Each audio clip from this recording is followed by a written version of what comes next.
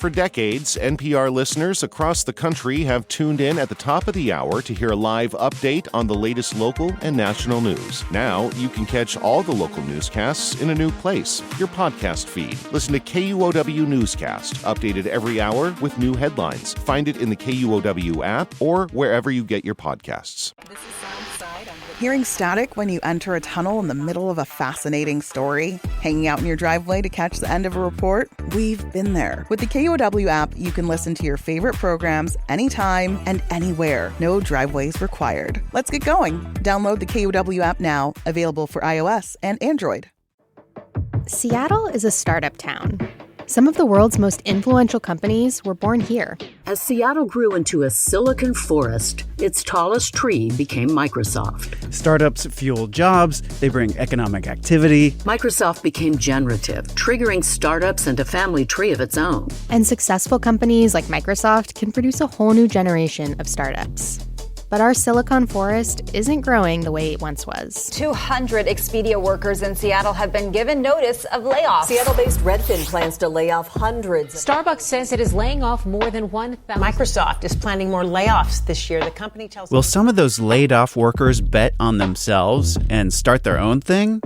I'm Joshua McNichols. I'm Monica Nicholsberg, and this is Booming, a podcast about the economic forces shaping our lives here in the Pacific Northwest. With so many smart people suddenly out of a job, could layoffs lead to a startup baby boom? That's coming up.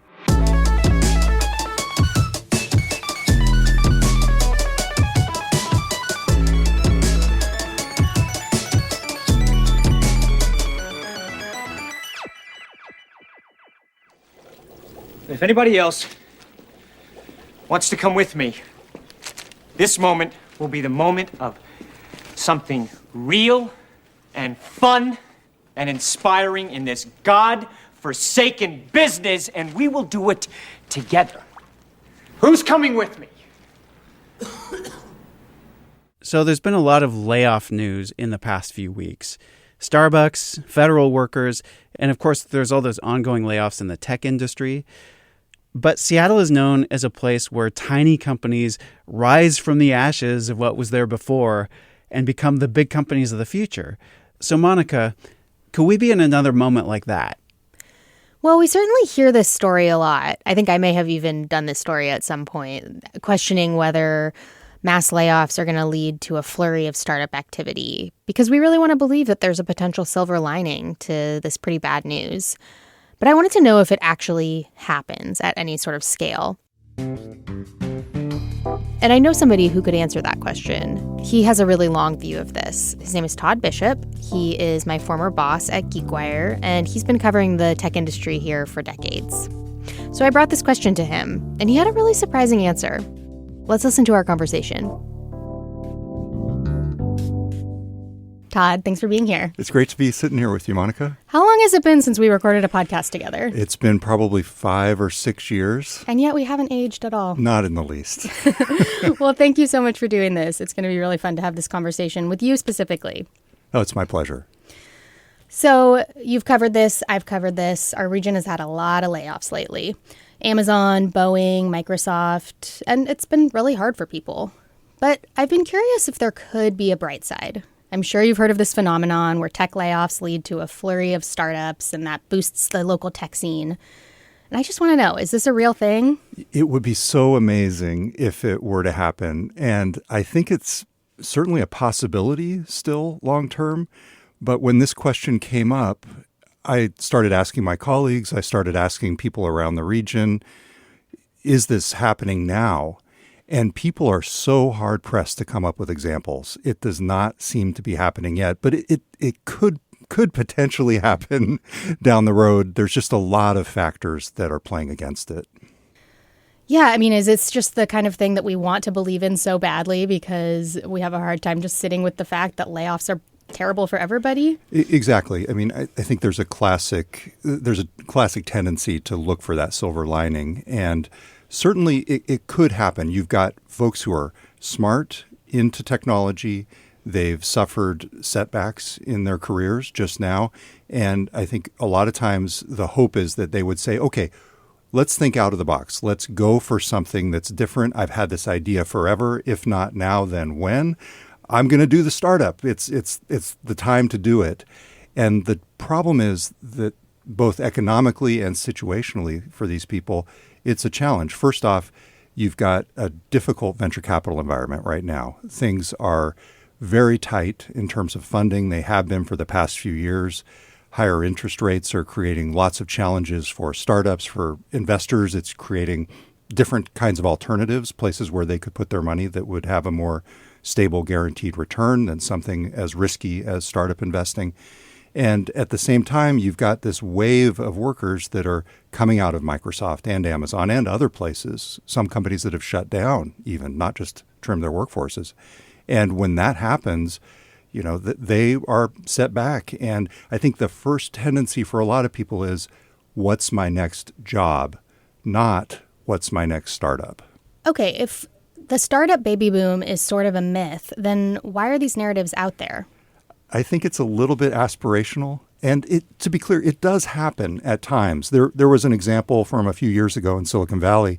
NerdWallet was started by somebody who got laid off from a finance job at a large company. And so it can happen.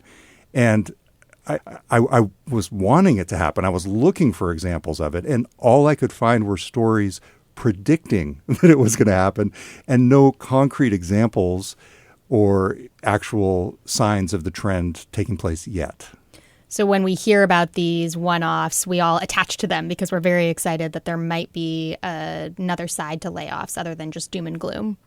That's absolutely true. And it's just one of those lightning in a bottle situations. And it's hard to rely on that type of thing for a fundamental trend that can lift the economy long term. You talked a little bit about the difficult funding environment for startups. More broadly, what's happening with the startup scene here in Seattle right now? You know, there's a lot of interesting ideas out there. There's a lot of new technologies that are really fueling the market, and not a lot of money. We've seen that in the trends. Some of the big funding rounds tend to be the exception these days, whereas 3-4 years ago, we were seeing just a wave of cash wash over these startups.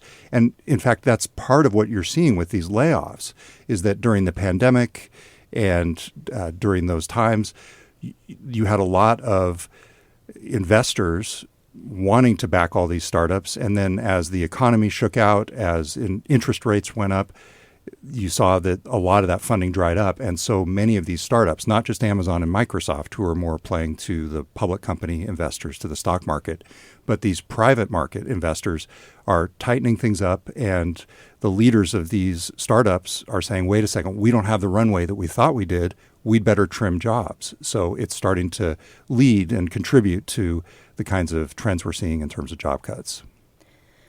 So these workers are out of job. They're not necessarily starting companies. What's happening with hiring in general? Are there new positions out there for people who are laid off? It's rough. I mean, there are people that I've talked to in the startup world, people who with years and years of experience.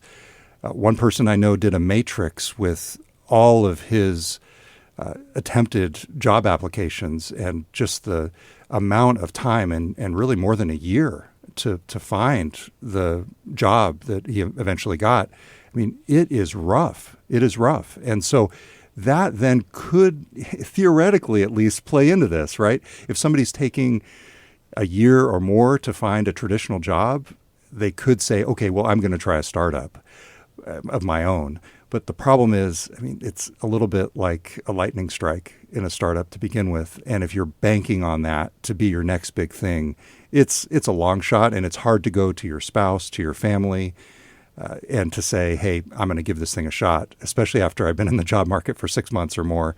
It's a difficult scenario. You wouldn't have any experience with that, would you?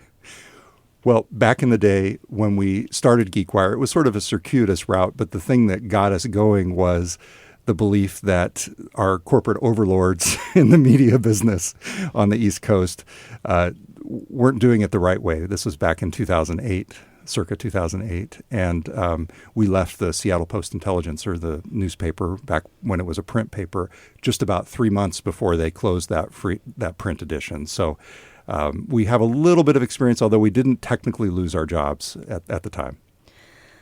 Well, Todd, I brought you here hoping for a silver lining. Things are looking a little gray still. Do you expect to see startup activity pick up in the near future? Are funders just waiting for a better economic outlook? It's certainly possible. The big wild card here is artificial intelligence. And to the point of what we're talking about here in terms of startups, Sam Altman, the OpenAI CEO, had a prediction last year that eventually we will see a billion-dollar unicorn, a company that's valued at more than $1 billion with one person behind it. And so that creates a really interesting wrinkle on this discussion because, okay, maybe we will see a startup like that. But at that point, does it matter as much if the total employment is one person? It certainly doesn't have the impact on the economy that you might get from a traditional startup in the classic sense back in the day that would employ hundreds and thousands or tens of thousands of people eventually. I mean, Microsoft is the classic Seattle startup. They moved from Albuquerque to Bellevue and then Redmond back in the late 70s, early 80s. And look at the economic impact that a startup can have, not only at its own time and its own moment in history, but also, 45 years later. I mean, so that is the kind of impact that we're talking about here. And I think that would ultimately be the great silver lining that could come out of this, is if something like that is started by one of these employees, a group of these employees that are laid off, and eventually go on, or in the short term go on to launch their own startup with that kind of long-term impact. Fascinating. But you're saying we could have a startup baby boom of 100 startups with 1 or 2 employees because AI is making it so much easier to run a more lean company. And would that be the same thing? Exactly. And to some extent, I think Sam Altman's example was a bit of an extreme characterization. It was something of a caricature of what could be possible. And so maybe what you're talking about here is a startup that instead of having 500 people in the past might have 50 people now. I think that's probably more realistic in terms of where we're going. And of course, AI is playing into the cause of all this as well. I think there's a real case to be made that even though AI might not be one-for-one replacing jobs at these companies that are cutting back, I think it's emboldening some startup founders, some big company leaders to say, hey, we can do more with less because we have this new assistant that can help our coders, for example. Like one of the main places we've seen the real impact of AI right now is through things like GitHub Copilot or other different coding assistants, making software developers just that much more efficient. And so if you're leading a company with large groups of software developers, you might be more comfortable saying, hey, we can do with 10% less, 15% less than we had in the past. And so it's really these two sides of the coin that are happening right now. And it's frankly one of the most fascinating times to be covering the startup world, to be covering the tech world, because you've got this technology completely transforming the landscape.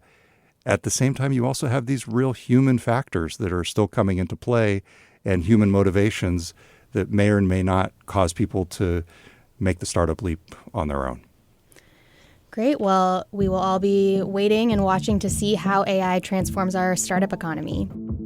Todd Bishop, Geekwire co-founder, former colleague, friend, thank you for being here. Oh, it's my pleasure, Monica. Thank you.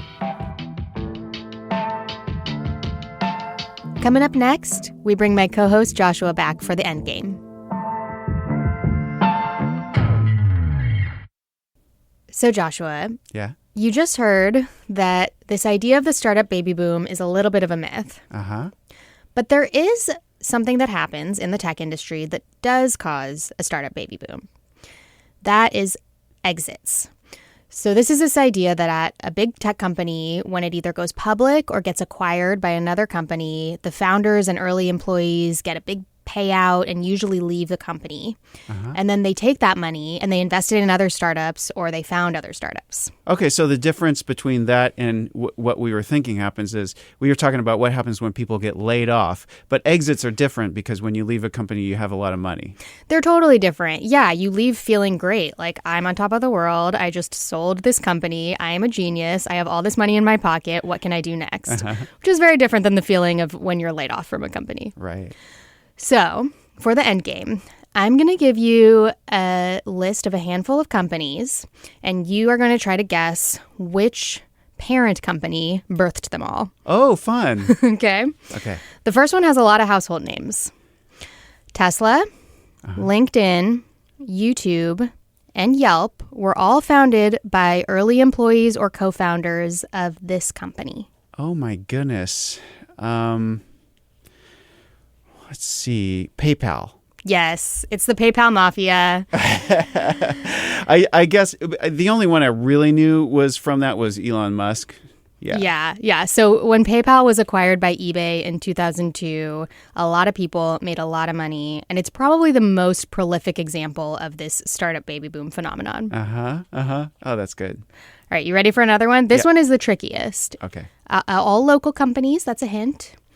Big Fish Games, Isilon Systems, and Rhapsody were all either founded by early employees of this company or spun out of this company. Okay, that's way back. So I'm going to guess Real Networks? Wow, very good. Is that true? It is Real Networks, yes, relic. I think that also spawned Maria Cantwell, our senator. Is that right? I'll have to look it up. We'll fact check that. We'll snip that out if it's not true. All right, last one, I think a little bit easier. TerraPower, Stratolaunch, and Vulcan. Okay, well, that would be, Paul Allen, so Microsoft. Paul Allen and Bill Gates, the co-founders of Microsoft, went on to launch these and many other companies. Right, yeah.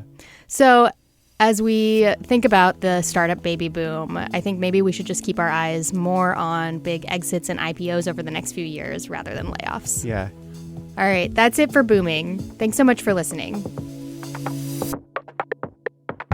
Special thanks to everyone who has donated to the show. It means a lot, and we would not be able to make the show without you. If you want to donate, go to kuow.org/booming. Thank you. If you have a question about something going on in the economy that you want us to answer, email us at booming@kuow.org. Our producers are Lucy Suchek and Whitney Henry Lester. Our editor is Carol Smith. I'm Joshua McNichols. I'm Monica Nicholsberg. And we'll see you next time.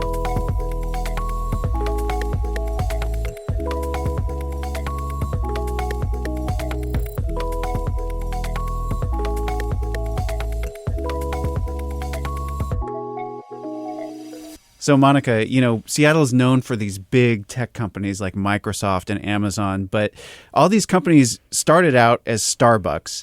And so, Startups. That's an amazing blooper, though, if we're ever going to do a blooper reel. Okay.